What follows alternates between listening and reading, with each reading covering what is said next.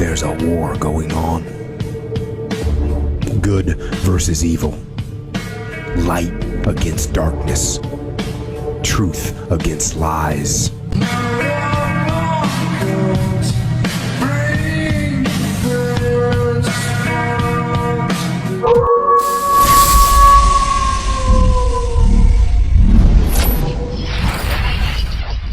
In 1296, during the Middle Ages, the head of the Catholic Church, Pope Boniface VIII, dispatched a covert group on a mission from which they weren't expected to return. This group was the equivalent of today's special forces, known as the desertus, the Latin word for the Forsaken. They were utilized as pawns and disposable weapons for their mysterious dark abilities. Legend had it that these three knights had been exposed to forbidden ancient knowledge while uncovering Solomon's temple in Jerusalem during the Holy Wars. When the Forsaken Three and their order faced impossible odds, only they remained standing, wielding their dark magic to crush their opponents with ease. Unbeknownst to them, a fellow Templar in critical condition chronicled what he saw, leaving behind a testimony that would come back to haunt the Forsaken Knights. The Vatican initially ordered their execution, but with just a moment to spare, their fates changed. The Vatican and its elites had a change of heart, realizing that these three rogue Knights Templar could be valuable assets rather than letting such power go to waste. In exchange for their lives,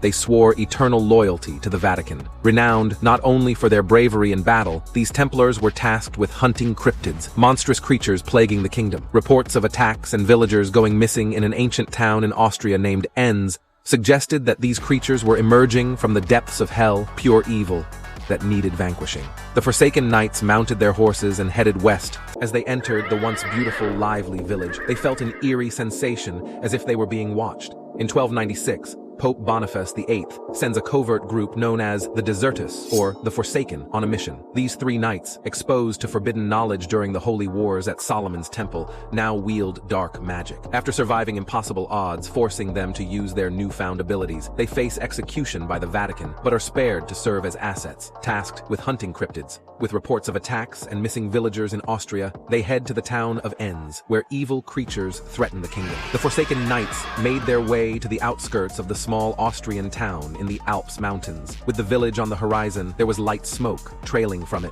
As they entered the once beautiful, lively village, they felt an eerie sensation as if they were being watched. It was a ghost town with no one in sight. Suddenly, they heard a faint voice coming from one of the houses. When they entered, they found a wounded villager in critical condition. One of the knights shouted, "What happened?" The man replied, "They looked human. We thought they were like us." The knight asked, "Who?" Then, the man pointed towards the window where a mountain range with a deep cave system lay. He then took his last breath as his hand dropped to the floor. Without a word, the knights mounted their horses and headed for the mountain tops. As they reached the top of the mountain, they noticed human remains scattered about. As they followed, they noticed it led to a large opening along the side of the mountain. One of the knights said, "This is their lair." As they unsheathed their swords. As the Forsaken Knights stepped into the gaping maw of the mountain, the air thickened with a sense of foreboding. The darkness seemed to swallow them whole as they ventured deeper into the cavernous depths. Their torches flickered, casting eerie shadows that danced along the walls adorned with ancient symbols. Among the remnants of human bones strewn about, they stumbled upon a soldier's journal. Its pages, weathered with time, spoke of sinister transformations and unholy possessions. According to the journal, the man-eating creatures plaguing the land were not merely beasts, but werewolves, once human, now twisted by demonic forces.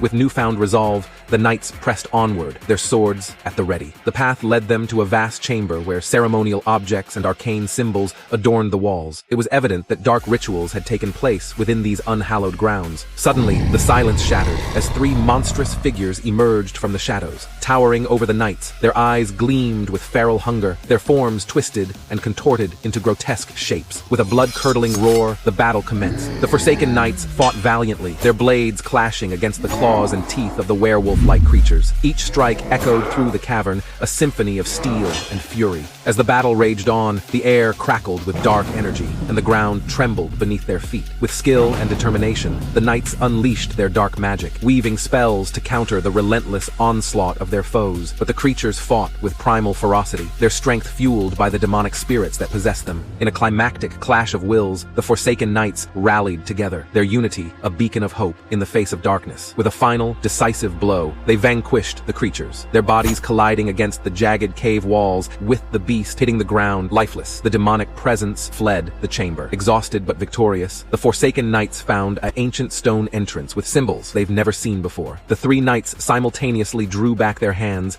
and together they destroyed the locked entrance with an invisible force.